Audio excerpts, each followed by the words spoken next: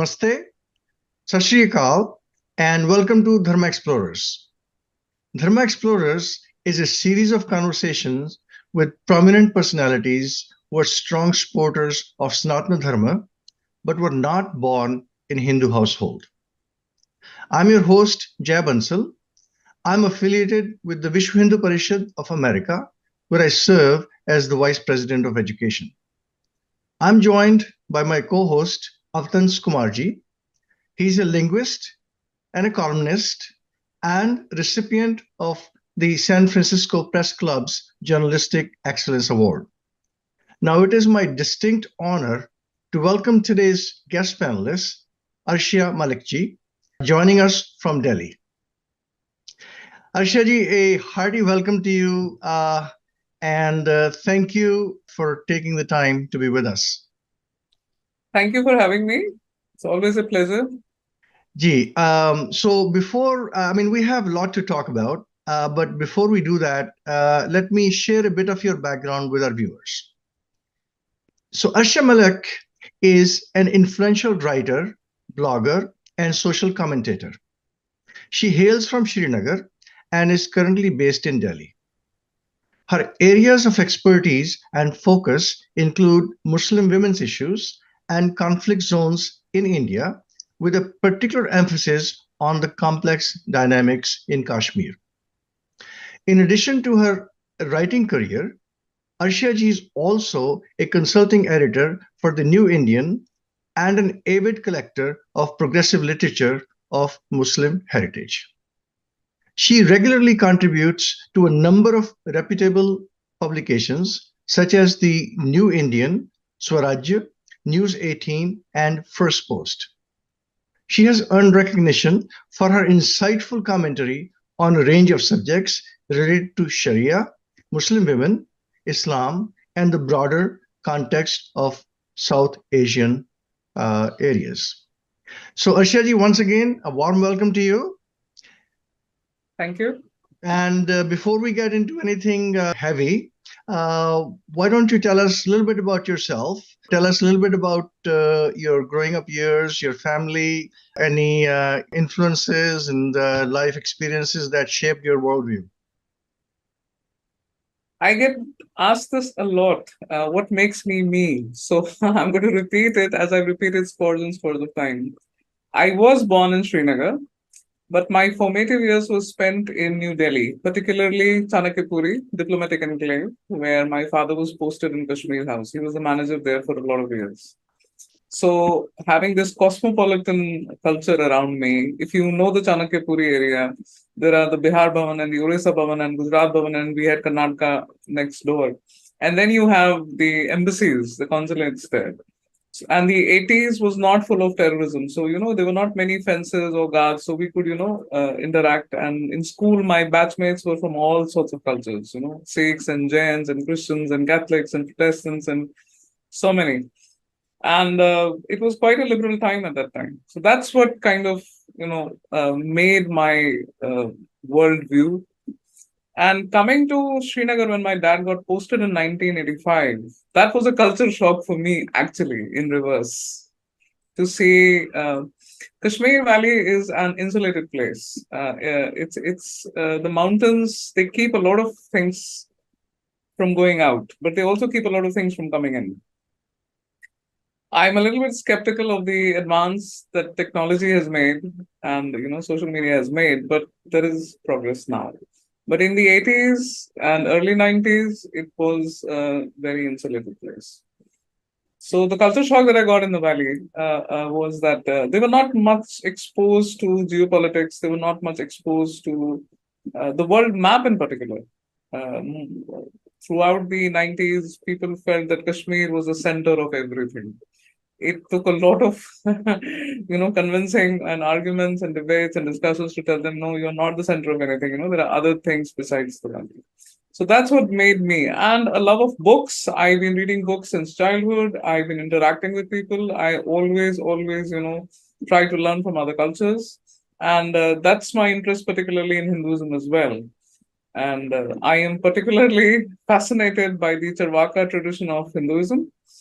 It's wonderful to see how you accept your atheists, your agnostics. We don't have it yet. We used to have it, what is generally called as the golden age of Islam. But I'm trying to revive that. That's what my whole work is about, developing critical thinking space. Yeah. Thank you. Thank you. So since you talked about the 80s and 90s in the Valley, let's just go there for a minute.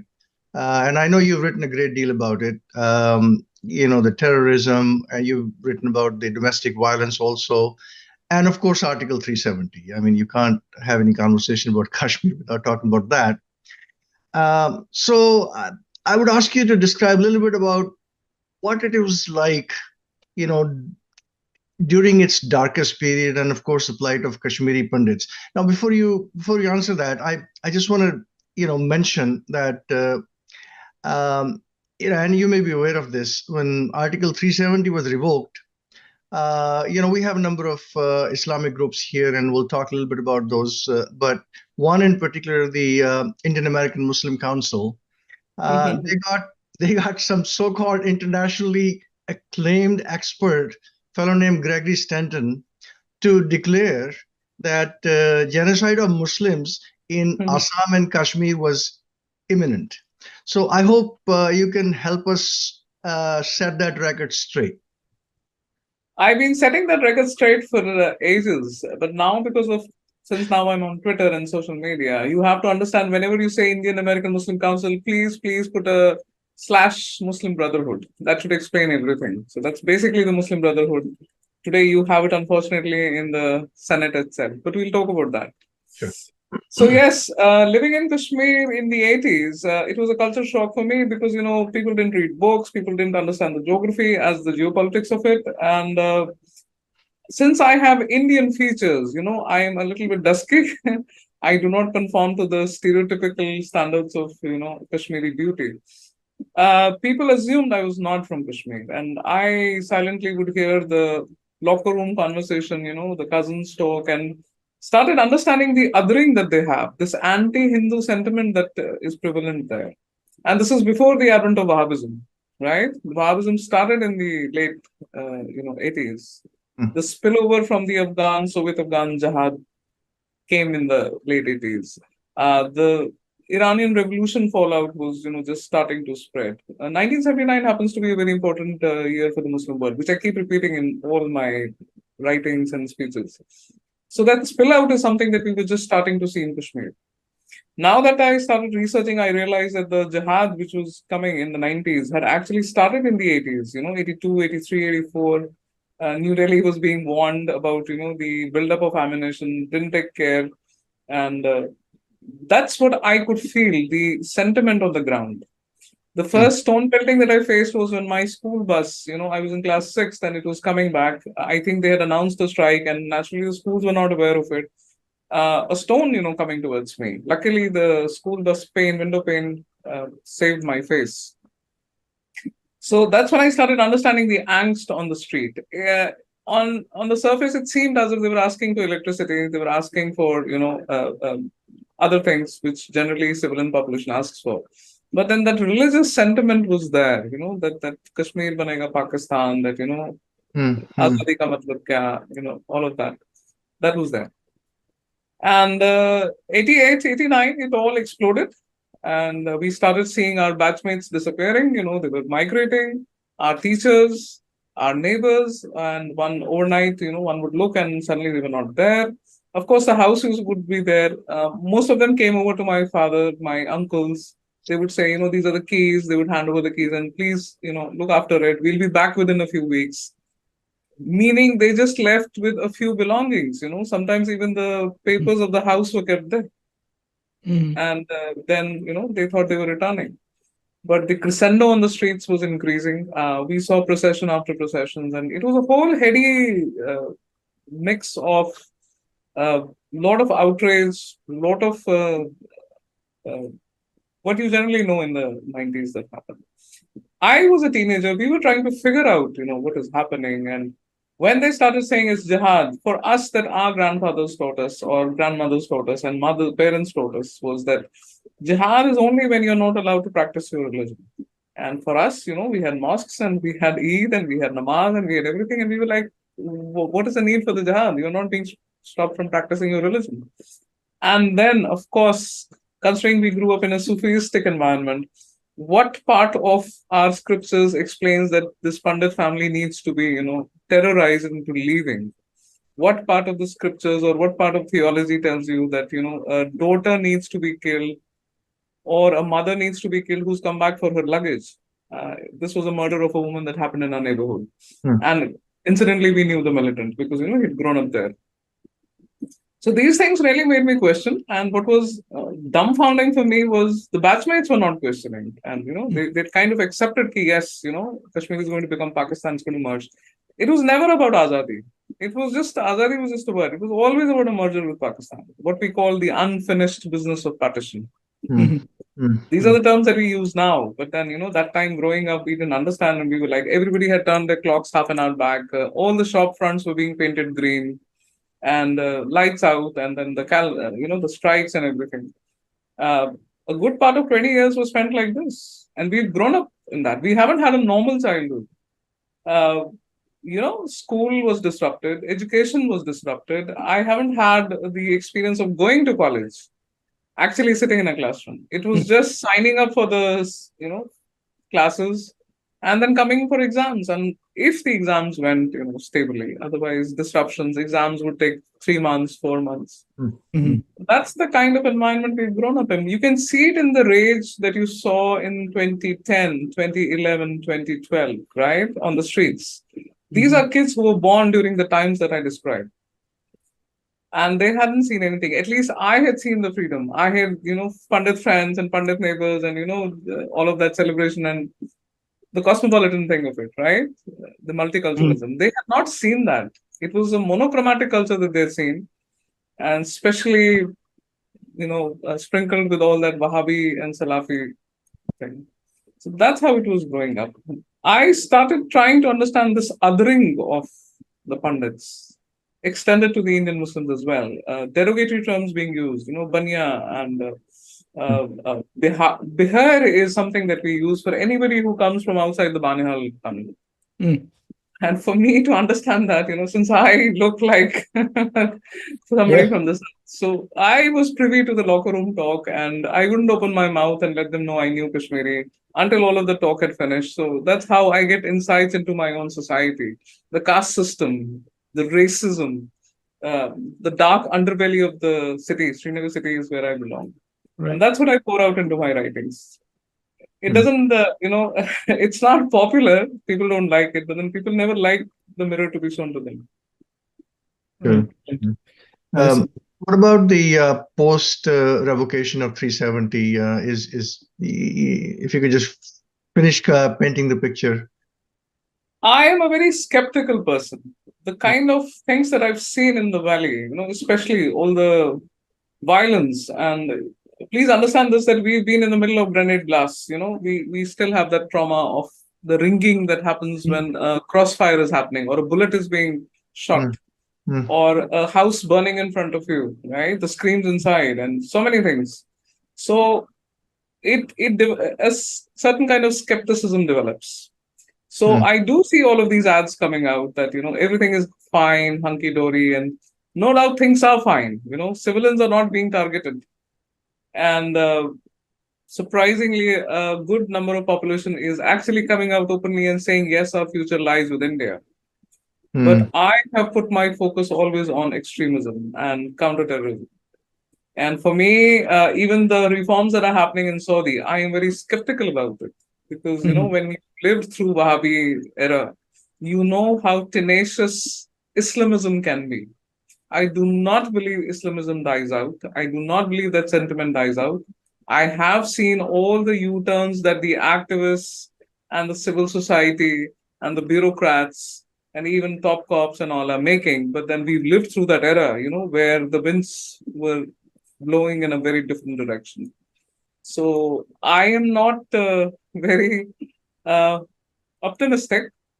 But yes, the signs are there. The signs are there. At least the population is coming out openly. The youth are coming out openly, and they're embracing Indians. Now they don't see them as somebody from the mainland or apart from us.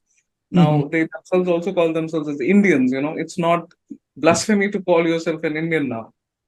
Hmm. But I am always looking out for that othering because attitudes do not change. My studies, my research show attitudes do. It takes centuries for attitudes to change.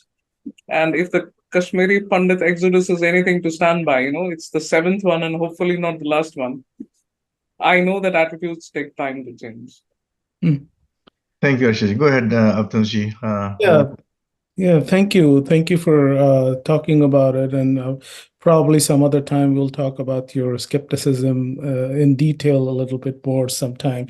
But I want to stay on the on your social media experiences for just a little bit.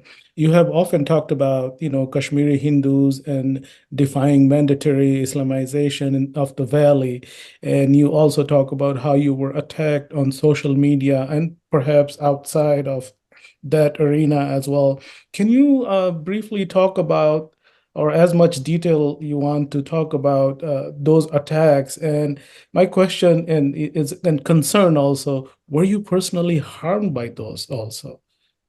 Okay, this is the area where I come into something called the Intifada factory.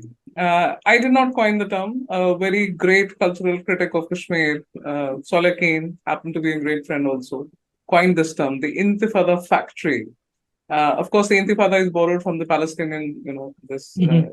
factory is, you keep churning out people like zombies. Hmm. So the Intifada factory is a motley crew of bureaucrats, civil society, doctors, professors, engineers, cops, social media influencers, even politicians, right? So that's what we call the Intifada factory. So please understand that the valley was dominated by the Intifada factory, and social media accounts were watched.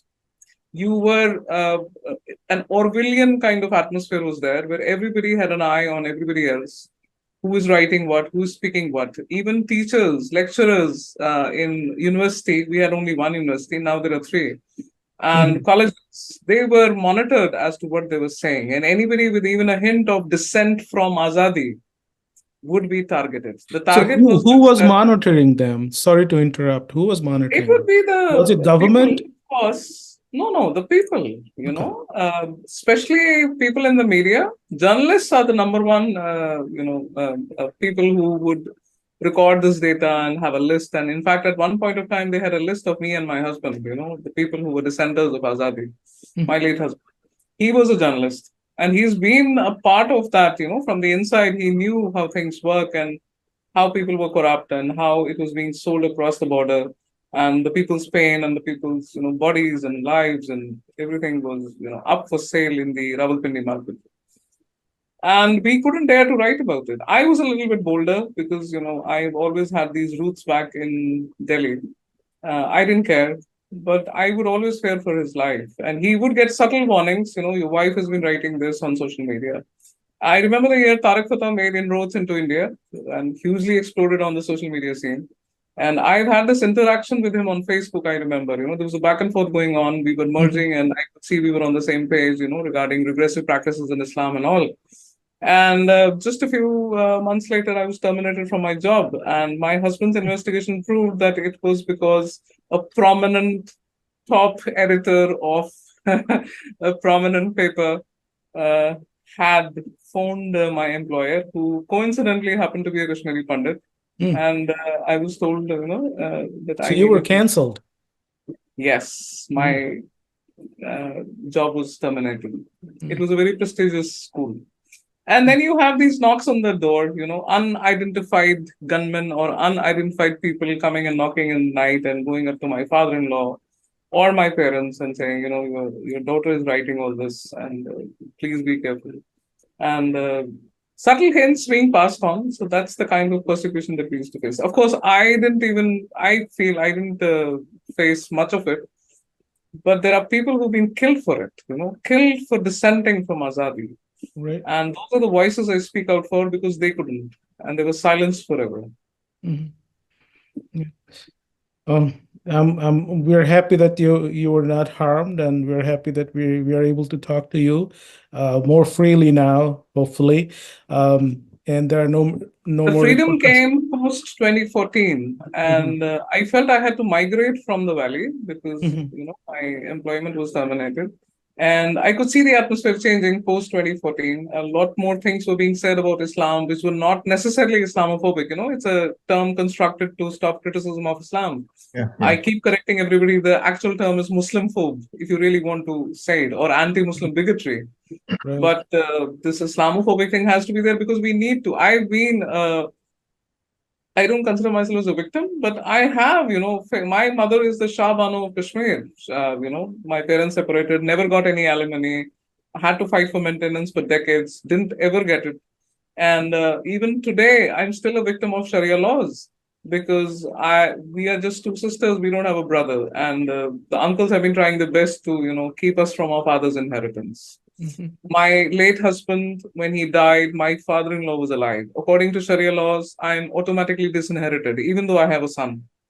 Hmm. So, I have to navigate all of these Sharia laws. So that's why I'm advocating for UCC Mhm. because there's, personal is political. Right. And it's me, I'm somebody who's aware of my rights. I'm somebody who's bold and talks. Think of the women, scores and scores of women across the board who can't, who are not even aware of their rights Mhm. as citizens. Yeah. So what you were saying about freedom and all, it came post 2014. It Mm. wasn't possible before, and after 2019, now it's absolutely everybody's speaking now. I mean, they didn't speak that time. Mhm. They take my ideas and they Mhm. plagiarize it, and now they're speaking and making these U-turns. But that's okay as long as the ideas are out there. Mhm. Sure, That's sure. glad to hear that. Quickly, another quick question. You're a Muslim. You're a I woman. am from Muslim heritage. Okay. It hasn't been able to convince me. I'm still agnostic. I'm still Okay. researching. But Okay. All yes, right. I'm from Muslim heritage. Okay. All right. And you're a woman, and you I'm a talk of in the way you talk, uh also represent we can say that you are in minority because of your views. So my quick question is, how do you see minority, especially in India? We know that Constitution does not define minority in India. So how do you see minority First as of all, a I sociopolitical? don't see myself as a minority because we are billions of Indians, right? Mhm. We Right, can never be a minority. We are always going to be the largest population on earth, right? right, But when it comes down to ethnicity and my heritage and everything, I'm a minority within a minority within a minority, Hmm. right, right? I'm a right, woman. I happen to belong to Kashmir. I'm a Muslim in India, right. right? And I'm a heretic. I'm advocating for reform in Islam. So I'm a minority within a minority within a minority. Yet Right. paradoxically, as Right. I'm researching and meeting progressive Muslims, they are actually a silent majority. They Mhm. are a majority. Progressive Muslims are a majority across India, but they have elected mutism, just like my Mhm. late husband did. Hmm. They Mhm. are silent. I keep Mhm. getting asked, where are your numbers? Where are the progressive Muslims and everything? They are there, but the platforms are not there yet. That space Mhm. has not been created as yet, which I'm trying desperately, developing that critical thinking. As I said, in Hinduism, you have Charvaka traditions. You're accepted, even if you believe or not, right? Mhm. Mhm. That space is missing in the Muslim community, Yeah. in the Muslim world across continents. Hmm. Hmm. Yeah. So, So I um, don't see myself as a minority. I am definitely not participating in the Olympics of oppression. I am not victim. I get all my rights and everything. But there were some mistakes made in the past, like we had Article 370 in place. We still have Muslim personal laws in India. I'm trying to Mhm. change that because that does make me a victim. yeah, that actually is a very enlightened view, Right. we really wish it was shared by many more, and vocally. We hope. It is shared by many, but as you said, vocally, that Yeah. silence needs to be broken, and I'm trying my best. Yeah, I'm no, trying. and I appreciate that. yeah, absolutely. I think your efforts are admirable. You kind of answered my next question, but let me just pose it and then expand on it. So it's really about these. voices of reason, quote unquote, that are emerging from the Muslim community. And more so in recent years, I don't know whether that's from 2014 onwards, or I've interacted with Tariq Fateh. He was actually one of my speakers and long ago. Tahir Gora, Umar Khalid. These are, yeah, from Pakistan. But then from our own, from India, I mean, Arif Muhammad Khan, you can't ignore him. He's a strong voice. And then many in the media, as you know, yourself and Amana Ansari and some of the others. So what is going on here? Is it always been there and silent, but now coming out, or what? Progressive voices have always been there since 632 AD, Hmm. right? Islam's development. They've always been there. That's what my research shows. If you had Abdul Wahab, you would always have an Aziz Nesin, a Turkish, critic. If you had, somebody like Osama bin Laden, you would always have somebody on this side. Throughout the Muslim world, we've had great women now. Fatima Mernasi, Nawal al-Sadawi, and as you said, in Iran, they are resisting that mandatory bail and all. We have Masih Ali Nijad, Hmm. about the activists and Yeah. everything. In Afghanistan, in Pakistan, I was discovered by a Pakistani journalist who still happens to live in Pakistan. Very free thinking, very bold, and a Kumar Shahid, part of the free thinking group of Pakistan. So wherever there is persecution and repression, please be assured that brave voices, courageous voices are always there. And they always find a way to speak up. So that dissent has always been there, that heresy has always been there in Islam as well. Unfortunately, what has happened that it was in pockets. There was no network. Now that social media has made an advent into the subcontinent, the Indian Muslims have started seeing these dissenting voices. Indian Muslims have started understanding that there are French Muslim intellectuals who are getting into areas of research that are taboo for them, right? Like the time of the early caliphs and actual criticism coming out. They are networking with Turkish writers. Egypt leads in dissenting voices. We have wonderful Syrian writers that we are connecting to. And all of this literature which is emanating from North America and Canada, Ali Rizvi, you have Irshad Manji, you have Asra Nomani, and now we are connecting with all of them. So these voices were always there. We didn't have avenues to bring them forth.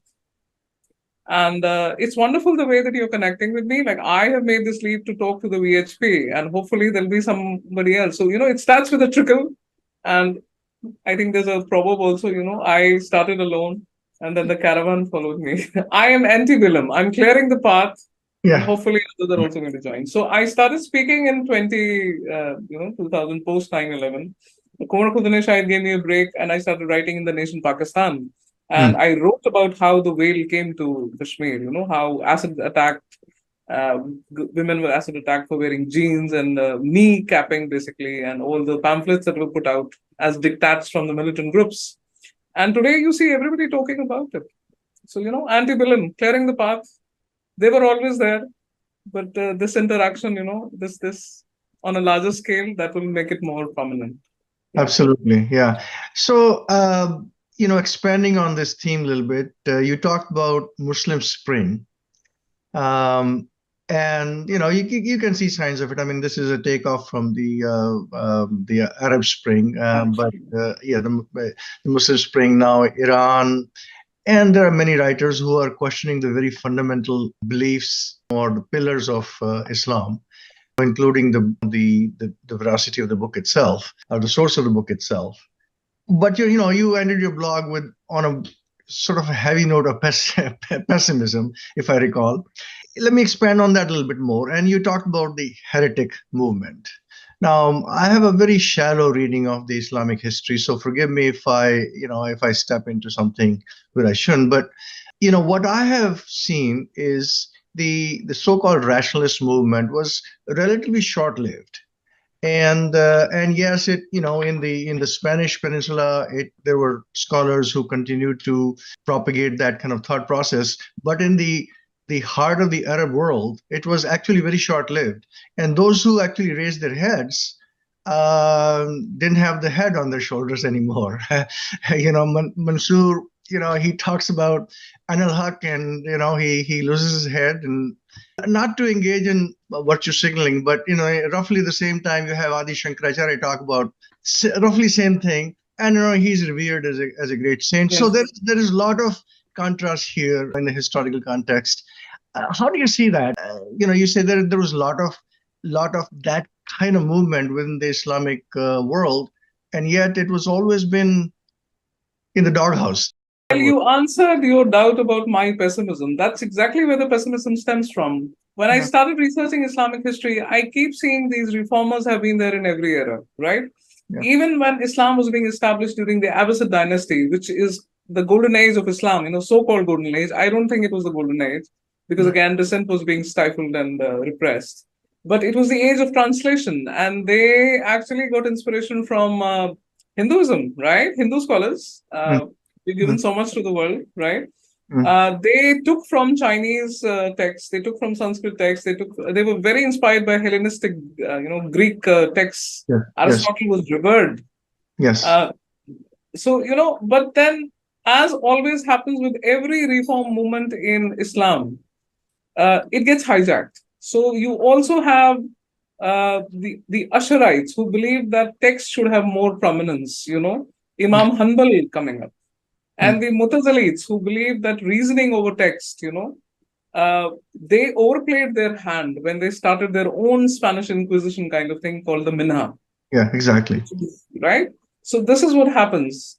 My research showed that over down the line, for example, in the Ottoman Empire, they had things called the Tanzimat reforms, and which is a precursor to what Ataturk did eventually, abolishing of the Ottoman Caliphate and bringing Turkey online with modernism.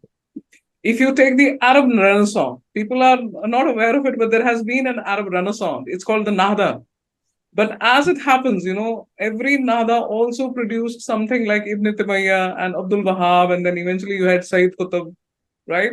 And which you can, trace a line down to our Maududi, the man behind the partition of India, right? So every era that I research, if you take the Arab Spring as well, again hijacked, and today you can see the mess that West Asia is in. So for Indians also, this Muslim Spring is happening. The women have gotten together and got the triple talaq abolished, and that is a grassroots movement, right? We are getting together and advocating for UCC. We are also in the favor of the Ram Mandir and the Hindutva and whatever, because we know that our safety lies in the Hindus consolidating, in the cultural resurgence of India. That's where the safety of the heretics and the dissenters in Islam lies. But as you can see, it will always be hijacked. It will always be hijacked. Even Kashmir's problem was of misgovernance, if you really say. As I said, the people on the streets in the 80s, they were demanding, governance. They were demanding electricity. They were demanding roads. They were demanding infrastructure. But then eventually those elements, religious elements came in, and it became a communal azadi, and it became, merger with Pakistan and everything. That's my pessimism, because the theological foundations of Islam do not allow for that kind of reform, because then it means getting into dangerous territory of questioning the book, questioning the hadith, questioning the life of the Prophet and the rightly guided caliphs and all that. And like I said, we do not have that critical thinking space, and the head has to stay on the body to develop that critical thinking space. Unfortunately, the Sar Tan Se Juda rallies in India do not encourage that. Hence the silent majority. Before I let you go on that point, you're almost putting him in a state of depression. Can you say one word of optimism? Yes. The cultural resurgence of India. Okay. This roots, the Vedic concepts that are coming back, indigenous cultures coming back, Hindus taking pride in their culture, because Hinduism has always been tolerant. You've given refuge to the Prophet's family. You've given refuge to Tibetans and Balochis. You're giving refuge to Afghanis today. You've always given refuge to Parsis. They are as ancient as it gets, along with Hinduism, pre-dating Islam even, predating Christianity, predating Judaism even, right? So that's the optimism that you should have, because the more you consolidate, the more there's a cultural resurgence, and taking pride in your, in India, in India's temples and India's heritage and India's roots, the more the Muslims will feel safe to live up to their full potential. Because Hinduism doesn't stop us from practicing our faith, the five pillars of Islam. It doesn't. Look at the policies and look at the facilities that the Hajj pilgrims are provided, right? And at the same time, you are also letting us learn from you that critical thinking is possible, that you can accept your agnostics, you can accept your heretics, you can accept your reformers. No matter how many brickbats today Ram Manohar Roy gets, he is still a widely respected reformer, for us Muslims as well. So these regressive practices, like there is FGM still happening down south in the Bohra community, and we still don't have laws against that, right? Child marriage is still a problem in India. Triple talaq, despite being abolished, Muslim men always find a way to navigate it. And more Indian Muslim women are being abandoned despite it being abolished. That's where my pessimism comes in, and that's where my optimism also comes in, that unless the majority get together and advocate for UCC, the Indian Muslim women are not going to be free. Okay, thank you. I can stop hyperventilating now for a minute. Over to you. Yeah, that brings me to the question of, pulling in the two different directions. Like we have on one hand people like you, and then I have also seen, I grew up in Patna, Bihar, where I had friends. There was a masjid right next to where we lived. There was a church right next to where we lived, and there was also Hanuman Mandir within 100 yards, everything. And we have friends, Muslim friends, and their bhabis, they wore bindi, they wore chudi and all that.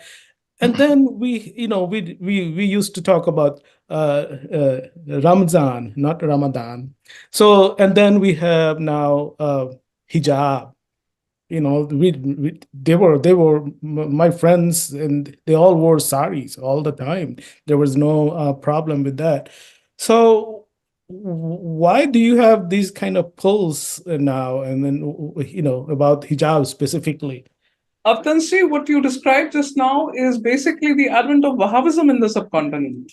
This has been beautifully explained in Tim Ghata's book. She's a Lebanese American, and she wrote about Black Wave, the rivalry between Saudi and Iran, which persists to this day.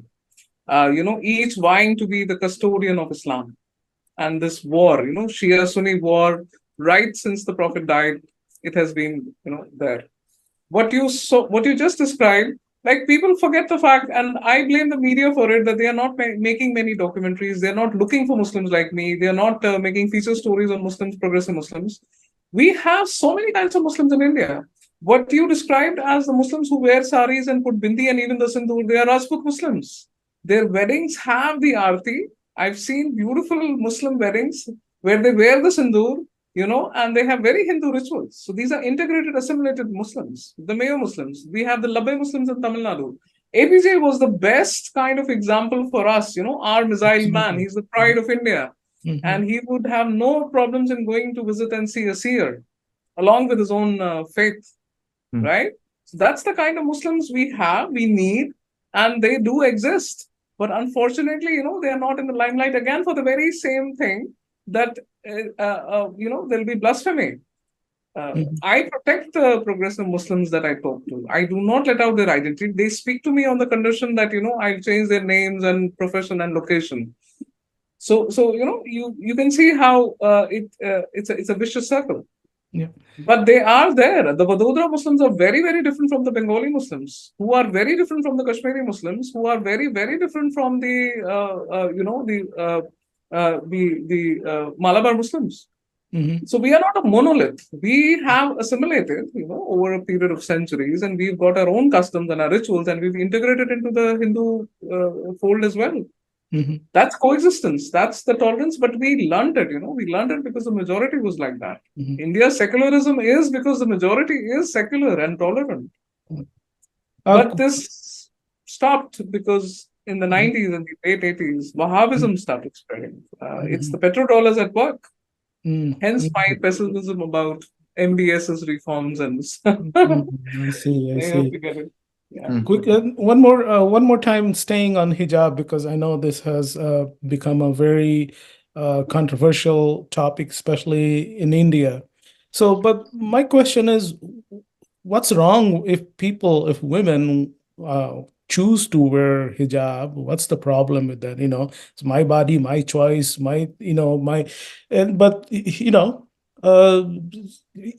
even I live in Chicago area. I see a lot of women, progressive women, supporting hijab. We have a hijab day in the US, and a lot of people wear hijab.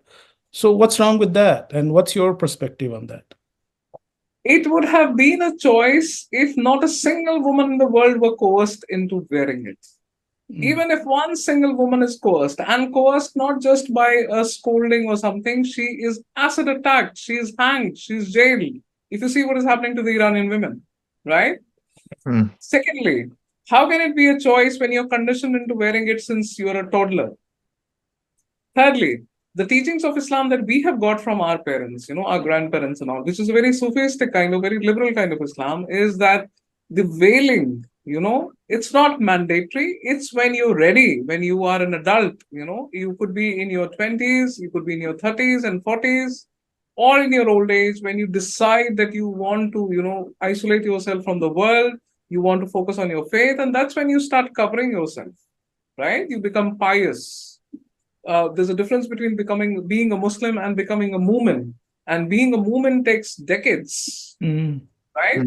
So that's your ultimate objective as a Muslim, to become a mu'min. It takes decades. So you cannot say it's a choice when you're coercing it. Secondly, I do respect a woman standing next to me who wears a niqab or a burqa. But when she turns around and she starts slut-shaming me for not wearing one, then I will, I will retaliate and I will say, this is not your choice. I mean, how can it be? Right. That's what needs to be cleared here. If she's an adult, if she has started veiling by choice, I have no objection to it. But then also look what happens. What is the message she's giving to, like when we started, this effect of Wahhabism started coming to us. Of course, it started in Kashmir, all those pamphlets being stuck, beauty parlors closed down, cinema halls closed down, everything closed down. And these women militant organizations giving these diktats that, you need to wear a burqa or a hijab or a abaya or whatever. When our family started fearing for our lives, they started telling us to wear it. I resisted, but then, these male cousins and male brothers that we have, they said, look at the effect on us. People forget the fact that when you're telling a woman to veil up, what is the message that you're sending to the males? That you do not trust them. You do not trust them with your sisters. You do not trust them with the women around. And I have talked to men with whom this happened, and they said, it affected us to feel that our psyche was being questioned. So it's not a good message for the males to go around that, the women need to be hidden from you because, you can't control your urges. So it works both ways. It's not just about the women. It's about the men also. It's about the culture that you're developing. Secondly, if you see the kinds of, the subcontinent dupatta was all about lihaz. This works okay. In front of any elderly person, I will cover up. If I go into a holy place like a temple or a church or a mosque, I will cover up. The subcontinent dupatta was sufficient culturally. But when you start putting on gloves, you can't even show your eyes. You're erasing the personality of a woman. And I don't think that is a choice. I don't think God intended it to be. He made such a beautiful world. Why would he give you one color and why would he tell you to hide the personality? Something that he himself made, right? Absolutely. So these are very deep things that you need to understand what is happening here. I think the best person who dismantled this whole hijab thing was Fatima Murnasi. Her studies showed that it's an inserted hadith, dubious hadiths she, pointed out, because from the time the Prophet died with his message and the Quran was, started to be codified, the hadith came 2 centuries later. And Turkish authors have now started proving that it's the Mullah Caliph alliance, the Ulema Caliph alliance. And of course, the ulama were all male, so misogynistic males, and that's where this whole thing got blended in. So Hmm. she's the one who said ki these are dubious hadiths. There is nothing about veiling in the Quran. Absolutely not. The later hadiths, the progressive ones say that I don't need to show the shape of my body, which means loose clothing is there. But nowhere is it written that I need to erase my personality and completely cover myself. It's not written anywhere. Yeah, So what you Fatima said, Mercy is our champion, actually. yeah, what you said about erasing women just hit me hard because we come from a civilization where Adi Shakti and my daughter's name is Adya, and so I can feel it when you say erasing women. It just really hurts. I love the concept of Ardhanareshwar as well, because some of the women like me have certain masculine dominance and masculine traits. So the Ardhanareshwar thing, half male, half female, the Shakti. So that is there. Hinduism celebrates this. Hinduism celebrates sensuality, Mhm. right? And Islam completely erases that sensuality, which is there in Western civilization also. If you look at the Greek art and sculpture, I mean, the human body needs to be celebrated, right? There's so much diversity in the human body. But when you're completely putting everybody in a black thing, a black tent, you can understand what you're doing to the psyche of that community. Because these Absolutely. are future mothers. They are eventually going to bring up sons and daughters. Mhm. And it's a messed up family that you've created. And you can Absolutely. see it on the streets today in European cities. You saw it in the streets of Srinagar. You can see it in Gaza, Mhm. Hmm. right? Brutality, October 7 attacks. That's all because of this. Indeed. Indeed. Let's go in a slightly different direction.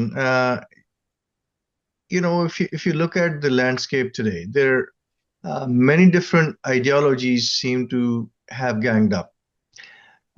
So you have Muslims, you have the leftists, the liberals, and then you have these Ambedkarites. Right. All these seem to have ganged up into a nexus of some sort to propagate anti-Hindu narrative, particularly in the West. Now, let me give you some examples, and I'm sure you know these alphabet by heart. But you have a number of, particularly in the West, in the U.S., you have these Muslim syndicates. They go by the names like ICNA, uh, Ikna. yeah, Sound Vision, Justice for All, Right. IAMC, CARE, Save India, Save Kashmir, and you scratch the surface and you find Sadhana. yeah. You scratch the surface and you find that it's all, the same three, four people are kingpins in all of these. And many of them have well-established ties with the Pakistani terrorist gangs. Um, and yet they managed to, build collaborations with a completely diverse set of, groups, the Vokes, the leftists, Equality Labs, Hindus for Human Rights, people like, Mhm. wait, what the heck is going on here? Um, is it just to bring us down, or is there something more fundamental going on here? Your I take? think Rajiv Ji has excellently explained it in his book Snakes in the Ganga. Yeah. And Ashra Nomani also came up with the Red Green Alliance, the woke army. Mhm. Yep. And we started seeing this phenomena here. I think Majid Nawaz coined the word regressive left, Hmm. there's nothing left of the old left, and the idea of the left is, anarchy. That's basic, against capitalism. Yeah. And Islamists are always about political domination because that's what radical political Islam is, domination, the supremacy of one religion. So naturally, there is an alliance, but it's a temporary alliance, which they do not tell you. Because if in the near future they do overcome all their, they achieve their objective, they are going to start canceling out each other as well. Hmm. Because leftism is basically, atheism, communism, and Islam is Islam, right? Islamists. So it was very fascinating to start understanding that there is a nexus there and there's a network there. And Yeah. Ibn Khaldun Bharti wrote a wonderful article in the print, and I've mentioned it in my writings. Ibn Khaldun Bharti is a pseudonym for an upstanding citizen of India. If people come to know who he is, giving in all ways, of course, from Muslim heritage. But when he started writing in his own name, got a lot of vitriol and toxicity, and had to start using the pseudonym just to keep that toxicity at bay. So Right. he wrote about this Hindu liberal and Muslim communalist, this nexus. Uh, their sole objective is anti-India, anti-Hindu, right? And it's always funded. And Hmm. these networks that you talked about, ICNA, Stand with Kashmir, Hindus for Human Rights, all funded by the Soros Open Society. Hmm. So there's a big, huge geopolitical game at work. I don't need to tell you this; you're well aware of it. And unfortunately, your Washington Post, your New York Times, Al Jazeera, Deutsche, TRT, all of this comes under this. But you should be proud of the fact that India is resisting. We've started resisting. You can see Dr. Jaishankar on stage, right? We are being So, independent geopolitically, right? We are starting Make in India. We are getting independent in our defense. And of course, counter narratives are there, counter terrorism is there, counter extremism is there, bulldozer politics, and this all of this. It's part of the pushback now, sure, sure, right? sure. So I mean, what can I explain? What is their objective? Their objective has always been against authority, against traditions, against they term us conservative, they term us right wing, they term us Sanghi, and they term us I'm a Hindufied Muslim, right? It's part of all that. But the idea is to keep India down. It has always been there Hmm. since the British were here, and So, yeah, so in anti. this relationship, there has got to be one party that's, to use the term useful idiot. I was Which, coming to that. yeah, So which is for that? Islamists, the objective is domination of radical political Islam, and they do use these liberals from the Hindu heritage, or what you call the regressive left, which the left doesn't realize, because postmodernism is so much ingrained into their minds. Hmm. This cultural relativism is so much drilled into them that they keep equating Islam with every other thing. And I have to keep coming in and butting in and saying, no, no culture, all cultures are not equal. There are some which are very regressive. You do not have FGM in any other culture, right? You do not have, simply beheading a sentence for even just mentioning the prophet in the wrong way, or for publishing a cartoon. Who beheads or kills somebody for a cartoon, a bloody cartoon? Nobody does that in any other culture. It's just us. And if you see 56 plus majority countries, we have a problem of extremism in every other continent.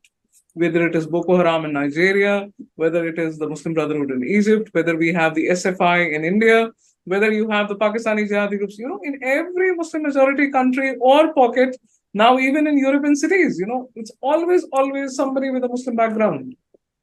So, you are not reflecting, you're not self-reflecting, but, you're constantly saying all cultures are equal. So, yes, useful idiots are there. They are being used. Their tolerance, their liberalism, which is there in their mind that, we're being liberal if we say that, everybody has rights. It is being used for radical political Islam. Hmm. That's what is happening. And the useful, if we, if India is somehow, breached, it will be the useful idiots from Hindu heritage. That's Mm. it. Avatanji, over to you.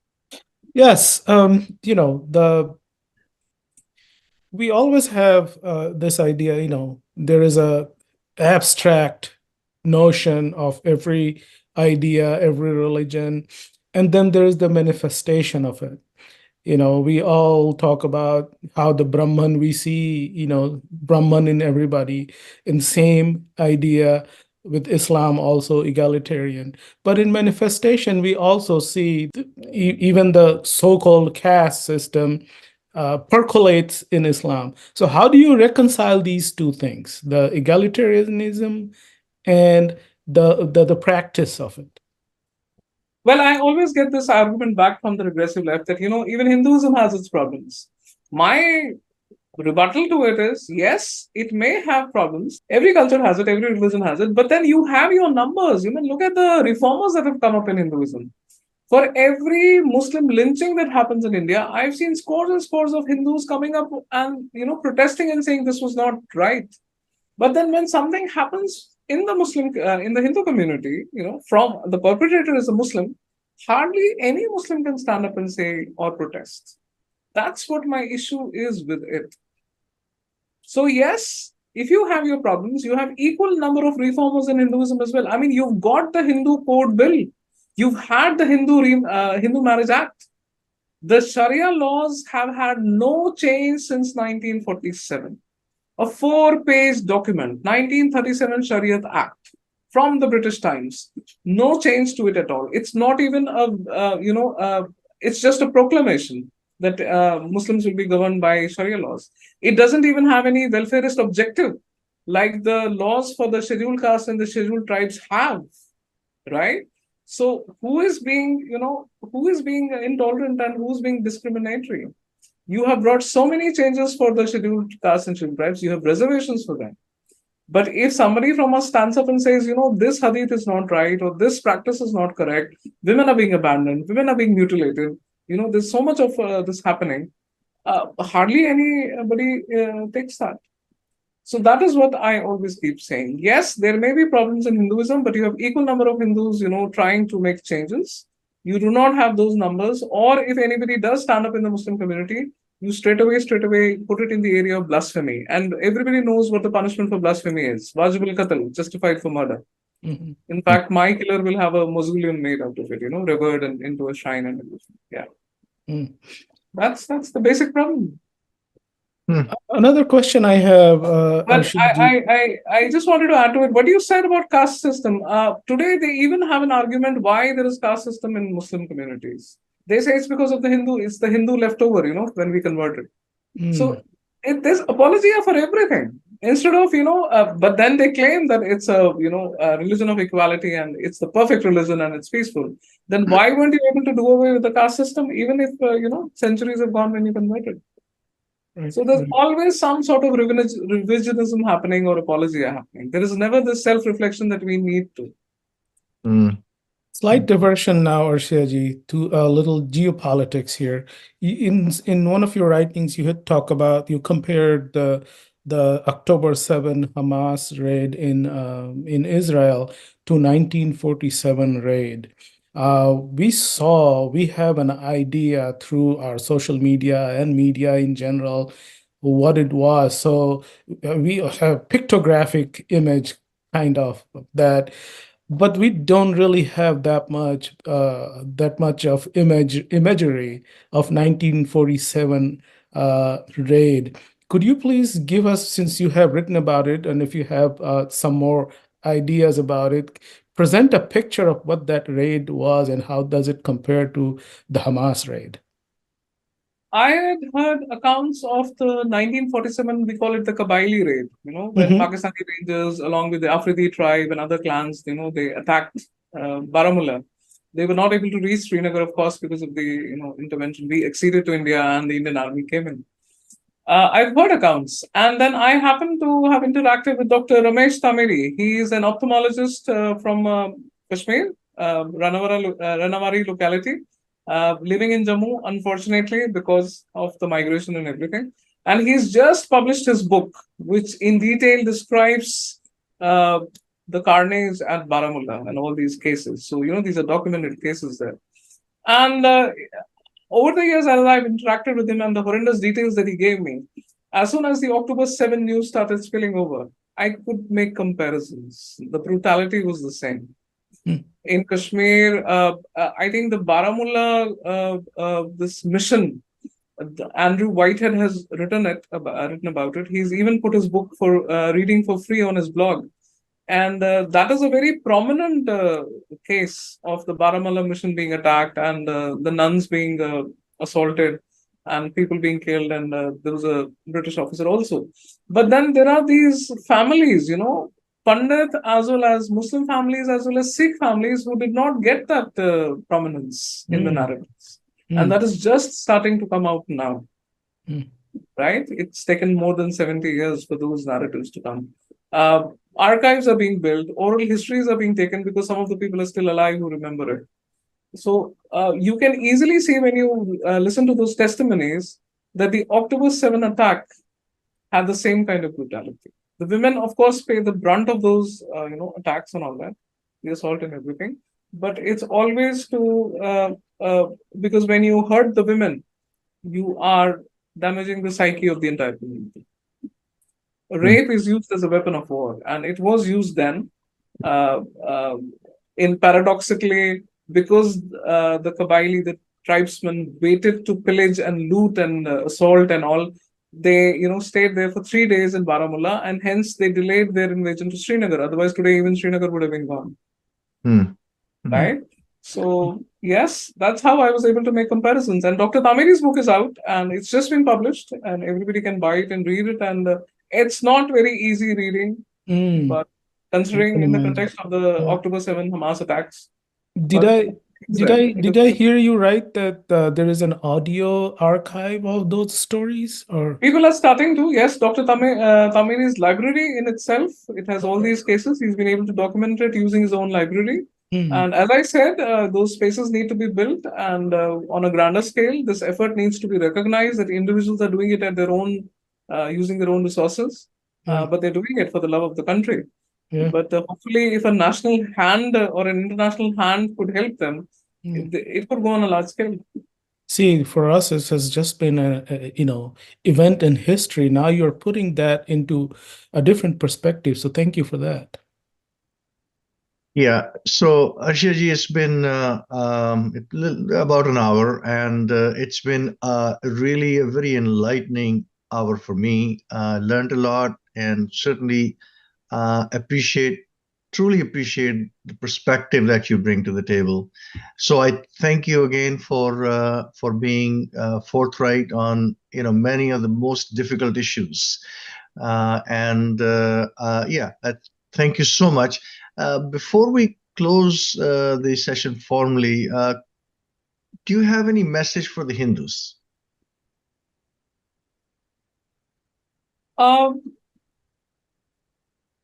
Take pride in your roots, because if you see, you should study your enemy. And right now, your enemy is radical political Islam. If you see how they close ranks behind their own. In India, for example, Umar Khalid is a declared atheist, right? But if you see the regressive left and the liberals, how they close their ranks in defending him, despite him being, it's treason. For me, it's treason what he's doing. It's seditious. And yet they close their ranks, whether they are believing Muslims or they're agnostic Muslims or they're heretic Muslims, and even the Hindus, who may be wanting to secure their secular credentials. So take pride in your roots. You've had a great civilization. It's, I think, one of the only civilizations which has survived the onslaught of invasions and conquests and imperialism and colonialism. Because the more you take pride in your roots, the more it is safer for us Muslims, heretic Muslims, reformers and dissenters and progressive Muslims who are perfectly integrated into the Indic civilization. So the more you take pride, the more you rein in your useful idiots, the more safer it is for citizens like me, especially the Muslim women.